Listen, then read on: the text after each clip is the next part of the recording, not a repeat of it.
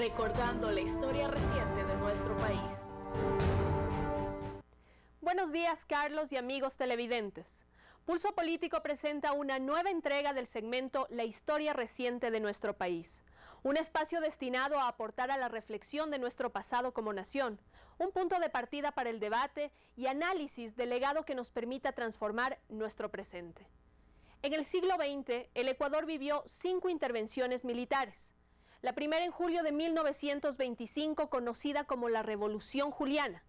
La segunda se dio entre 1937 y 1938. La tercera ocurrió cuando fue derrocado Carlos Julio Arosemena Monroy el 11 de julio de 1963. Tomó el poder una junta militar integrada por personajes contrarios a la Revolución Cubana en materia internacional. Muchos de ustedes recordarán a Ramón Castro Gijón, Marcos Gándara Enríquez, Luis Cabrera Sevilla y Guillermo Freire Pozo. Este gobierno fue duramente criticado por su autoritarismo y la represión ejercida. Mientras tanto, los agentes de la CIA aseguraban el futuro de esta junta. Estarán en el poder el tiempo necesario para terminar con la ola de terrorismo y subversión, y por el tiempo que demore resolver los problemas más urgentes del país. Esto lo harán no solo a través del desarrollo, sino también con una distribución del ingreso. Las principales reformas son la agraria, de impuestos y de administración pública. En este periodo se fortalecieron los lazos con Estados Unidos, a través de la suscripción de varios convenios, como aquel que permitió la pesca por parte de buques americanos dentro de las 200 millas de soberanía marítima del Ecuador. Frente a esto iniciaron las protestas de la ciudadanía, a pesar de que la Junta había prohibido este derecho ciudadano. Tras el retiro forzado de la Junta Militar el 29 de marzo de 1996, Telmo Vargas, general del ejército ecuatoriano, asumió el poder y dirigió el país por 36 horas. Vargas transfirió el poder interino a Clemente Yerovi, quien gobernó durante un par de meses, y el 16 de noviembre de 1966 cedió su cargo a una asamblea para que eligiera a su sucesor. Quien fue elegido como primer mandatario fue Otto Arosemena, un personaje particular en la historia del Ecuador, con una amplia participación en la vida política del país. De acuerdo con lo establecido en la ley, Otto Arosemena terminó su mandato. Había convocado a elecciones presidenciales, en las que triunfó por quinta y última vez el doctor José María Velasco Ibarra, quien en este periodo se declaró dictador. Subió el costo de la vida y se cancelaron obras iniciadas en los gobiernos que le precedieron. El país estaba a las puertas de unos comicios generales y las Fuerzas Armadas aprovecharon la coyuntura para derrocarlo en un golpe de Estado. Además, estas necesitaban impedir que Asad Bucaram del CFP participara y ganara en las elecciones de 1972. Es así que el 15 de febrero de este año, Ecuador vivió la cuarta intervención militar. Guillermo Rodríguez Lara, comandante general del ejército, asumió el poder con un gobierno que se autodenominó nacionalista y revolucionario.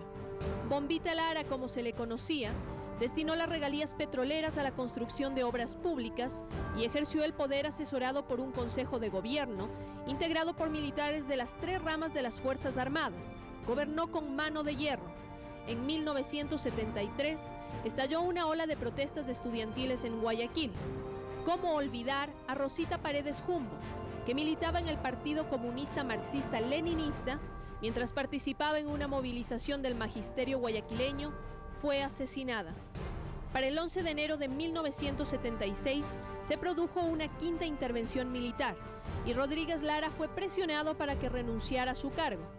Fue sucedido por el Consejo Supremo de Gobierno, un triunvirato militar que recortó aún más los derechos de los trabajadores a través de una serie de decretos antiobreros. El restablecimiento del sistema constitucional por la vía de la voluntad auténtica del pueblo es incontrastable e irreversible.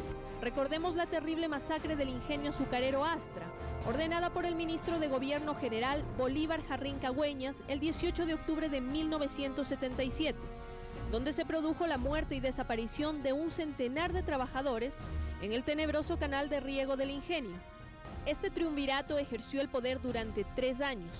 Según cables de Wikileaks, un informe que data del 19 de julio de 1976 afirma que Estados Unidos consideraba que solo la oligarquía y las Fuerzas Armadas del Ecuador podían ejercer un poder decisivo, mientras los otros contendientes tienen poder para interrumpir, influenciar y tal vez derribar un gobierno, pero son incapaces de formar o sostener un gobierno que esté opuesto a las Fuerzas Armadas o a la oligarquía.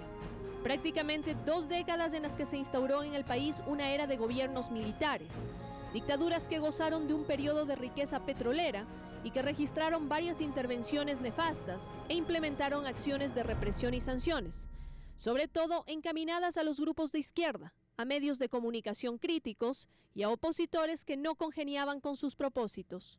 Los principales procesos económicos, políticos, sociales y culturales de nuestro país, diferentes épocas que le permitirán a usted, amigo y amiga televidente, acercarse a los diferentes momentos que han sido claves en el desarrollo del Ecuador. Esto les ofrecemos en el segmento La historia reciente de nuestro país. Continuamos con usted, Carlos, y el análisis en la mesa de Pulso Político. Buenos días.